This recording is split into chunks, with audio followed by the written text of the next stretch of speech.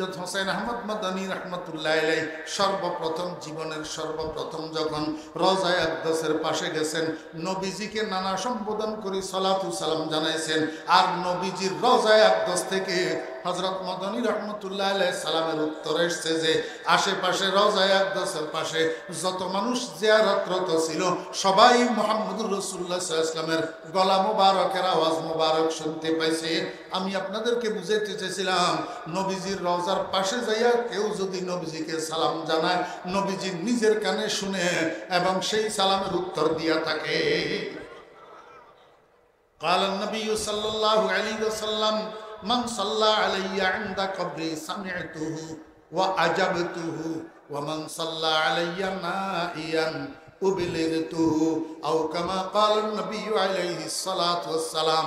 এখন আপনাদেরকে আমার শিখানোর বিষয় হলো, যখন আমরা নামাজে সালাতু সালাম পাঠ করছি, সালাম পাঠ করছি তাশাহুদের ভিতর আসসালামু আলাইকা আইয়ুহান নাবিয়্যু ওয়া রাহমাতুল্লাহি ওয়া বারাকাতুহু, আর সালাত পাঠ করছি দরুদে ইব্রাহিমের দ্বারা আল্লাহুম্মা সাল্লি আলা মুহাম্মাদিন ওয়া আলা আলি মুহাম্মাদ। এখন নামাজের বাহিরে যদি আমরা সালাতু সালাম পাঠ করি, হয় নবীজির রওজার পাশে যাইয়া, না হলে দূরের থেকে নবীজির রওজার পাশে যাইয়া যদি সালাতু সালাম জানাই, তাহলে এইভাবে বলবো আসসালাতু ওয়াসসালামু আলাইকা ইয়া রাসূলুল্লাহ, আসসালাতু ওয়াসসালামু আলাইকা ইয়া হাবিবাল্লাহ, আসসালাতু ওয়াসসালামু আলাইকা ইয়া খায়রা খালকিল্লাহ, আসসালাতু ওয়াসসালামু আলাইকা ইয়া ইমামাল মুরসালিন, আসসালাতু ওয়াসসালামু আলাইকা ইয়া খাতামান নাবিয়্যিন, আসসালাতু ওয়াসসালামু আলাইকা ইয়া শাফিআল মুযনিবিন, আসসালাতু ওয়াসসালামু আলাইকা ইয়া রাহমাতাল লিল আলামিন।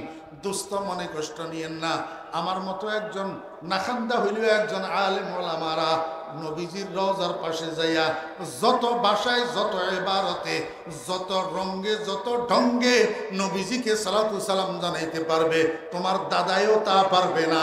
তারপরেও তোমার মুখ থেকে কেমনে বাইর হয় এই মানুষটা রাসূলের দুশমন, কিয়ামতের ময়দানে ভয় করো না, কিয়ামতের ময়দানে আল্লাহর দরবারে জবাব দিতে হবে কিনা।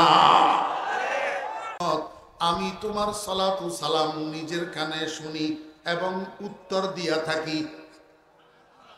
উত্তরও আমার ভাইরা দোস্ত আহবাব, আমার উস্তাদ মুফতি সাঈদ আহমদ সাহেব রহমতুল্লাহি আলাইহি নানুপুর মাদ্রাসায় যখন প্রধান মুফতি ছিলেন, মাসিক আর রশিদ পত্রিকার সম্পাদক ছিলেন। এই মাসিক আর রশিদ পত্রিকার মধ্যে উনি একটা ঘটনা সনদ সহ বর্ণনা করছেন, লিখছেন। ঘটনাটা হইল, একবার রাসূল আকরাম সাল্লাল্লাহু আলাইহি ওয়াসাল্লামের রওজার চতুর্দিকে আল্লাহু আকবার অনেক মানুষ দাঁড়াইয়া নবীজির রওজা জিয়ারত করতেছে। এর মধ্যে একজন 32 বছরের যুবক হঠাৎ কোন দিক থেকে আসি নবীজিকে সালাতু সালাম জানালেন, আসসালাতু ওয়াসসালামু আলাইকা ইয়া জাদ্দি, আসসালাতু ওয়াসসালামু আলাইকা ইয়া জাদ্দি। জদ্দুন শব্দ এটা আরবি ভাষায় দুই অর্থে ব্যবহৃত হয়, কোন কোন জায়গায় দাদা অর্থে, কোন কোন জায়গায় নানা অর্থে। কথা বুঝছেন না বুঝেন না? এখন যুবক এটা সালাম দিল কি, আসসালাতু ওয়াসসালামু আলাইকা ইয়া জাদ্দি, অর্থাৎ নানা, হে আমার নানা জান, আপনার উপরে সালাতু সালাম বর্ষিত হোক। সঙ্গে সঙ্গে রওজায়ে আকদাস থেকে আওয়াজ আসছে, ওয়া আলাইকাস সালামু ইয়া ওয়ালাদি, ওয়া আলাইকাস সালামু ইয়া ওয়ালাদি, হে আমার বংশধর, হে আমার নাতি, হে আমার আওলাদ, তোমার উপরেও সালাম বর্ষিত হোক। মদিনা শরীফের রওজায়ে আকদাসের চতুর্দিকে হইচই শুরু হয়ে গেছে, হাহাকার পড়ে গেছে। কিরে, এই লোকটাকে যাকে নবীজি আওলাদ স্বীকার করলেন এবং সালামের উত্তর দিলেন, তার উসিলায় আমরা সবাই নবীজির আওয়াজের বরকত হাসিল করতে পারলাম, নবীজির কণ্ঠস্বর মোবারক শুনতে পারলাম। এই লোকটাকে তালাশ করতে করতে দেখা যায় এই লোকটা 32 বছরের একটা যুবক, বাড়ি হলো ভারতে, নাম তার হুসাইন আহমদ। নাম কি? উলাইকা আবাই ফাজিনি বিমিসলিহিম, উলাইকা আবাই ফাজিনি বিমিসলিহিম ইযা জামাতনা ইয়া জারিরুল মাজামিউ। আমাদের দাদা ওস্তাদ সৈয়দ হোসেন আহমদ মাদানী রহমতুল্লাহ আলাইহি সর্বপ্রথম জীবনের সর্বপ্রথম যখন রওজায়ে আকদাসের পাশে গেছেন, নবীজিকে নানা সম্বোধন করে সালাতু সালাম জানাইছেন। আর নবীজির রওজায়ে আকদাস থেকে হযরত মাদানী রহমতুল্লাহ আলাইহি সালামের উত্তর এসেছে যে আশেপাশে রওজায়ে আকদাসের পাশে যত মানুষ জিয়ারতরত ছিল সবাই মুহাম্মদুর রাসূলুল্লাহ সাল্লাল্লাহু আলাইহি ওয়াসাল্লামের গলা মোবারকের আওয়াজ মোবারক শুনতে পাইছে।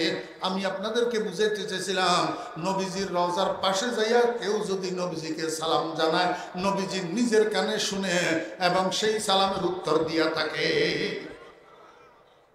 قال النبي صلى الله عليه وسلم من صلى علي عند قبري سمعته وأجبته ومن صلى علي نائيا أبلغته أو كما قال النبي عليه الصلاة والسلام।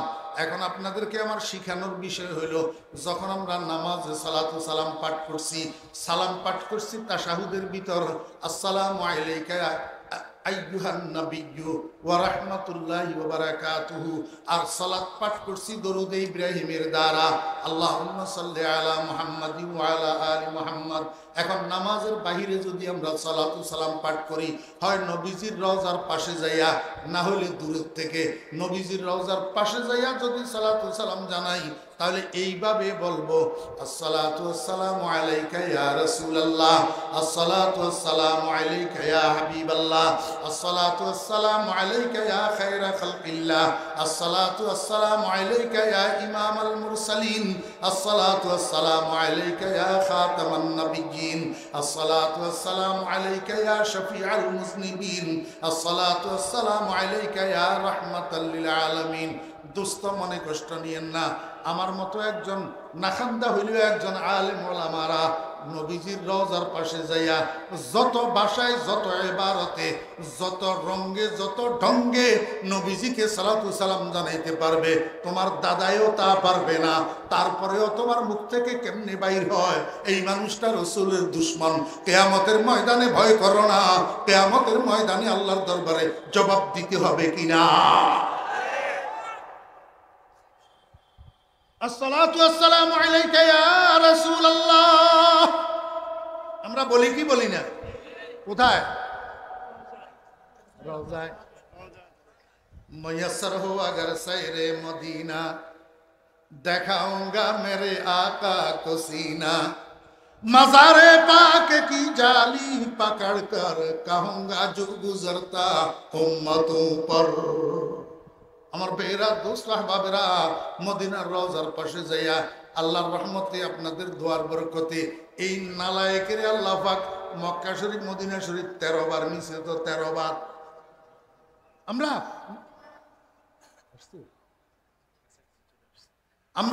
রাসূল আকরাম সাল্লাল্লাহু আলাইহি ওয়াসাল্লামের উপরে সালাতু সালাম পাঠ করি কি করি না? দূরের থেকে। এই মনোযোগ আছেন? আমরা বাংলাদেশে অবস্থান করতেছি, এখন মদিনা আমাদের কাছে না দূরে।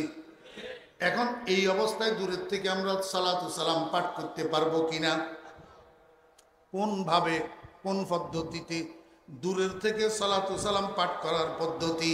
আসসালাতু ওয়াসসালামু আলাইকা ইয়া রাসূলুল্লাহ এইটা নয়, বরং আসসালাতু ওয়াসসালামু আলা রাসূলিল্লাহ। দূরের থেকে সালাতু সালাম পাঠ করার পদ্ধতি কি? আসসালাতু ওয়াসসালামু আলা রাসূলিল্লাহ সাল্লাল্লাহু আলাইহি ওয়াসাল্লাম, আল্লাহুম্মা সাল্লি আলা মুহাম্মদ। এগুলা হইল দূরের থেকে নবীজির উপরে সালাতু সালাম পাঠ করার পদ্ধতি। আরেকটা হইল কাছের থেকে সালাতু সালাম পাঠ করার পদ্ধতি। আরেকটা হইল নামাজের মধ্যে সালাতু সালাম পাঠ করার পদ্ধতি। ও বেরা, বুঝো থাকলে বলুন, বুকে হাত দিয়ে আল্লাহকে স্মরণ করি, ইনসাফের সাথে বলুন। আমি আপনাদেরকে কি শিখাইলাম? নবীজির উপরে দরুদ শরীফ না পড়ার জন্য শিখাইলাম, না দরুদ পড়ার পদ্ধতি শিখাইলাম? কি শিখাইলাম? দরুদ পড়ার পদ্ধতি। মনে আছে না ভুলে গেছেন? হুকুম পালন করার নাম ইবাদত, রাসূলের তরিকা। হুকুম পালন করার নাম ইবাদত, রাসূলের তরিকা। আসল কথা হইল, যে আলোচ্য বিষয়টা নিয়ে আজকে আমি আপনাদের সামনে বসছি, এটার জন্য 2.5 ঘন্টা 3 ঘন্টা সময়ের দরকার। আমার এই হুজুরে বসার সময় বলছেন, পীরসা হুজুর আরেক জায়গায় এশার নামাজ পড়ি বয়ানে বসছে, সেখান থেকে আসতে একটু দেরি হবে, হুজুর একটু লম্বা করি। এই জন্য আমি এই আলোচ্য বিষয়টা ধরছিলাম, কিন্তু এখন আবার হুজুর আসি বসতেছে, বলতেছে হুজুর নাকি কাছাকাছি চলে এসছে।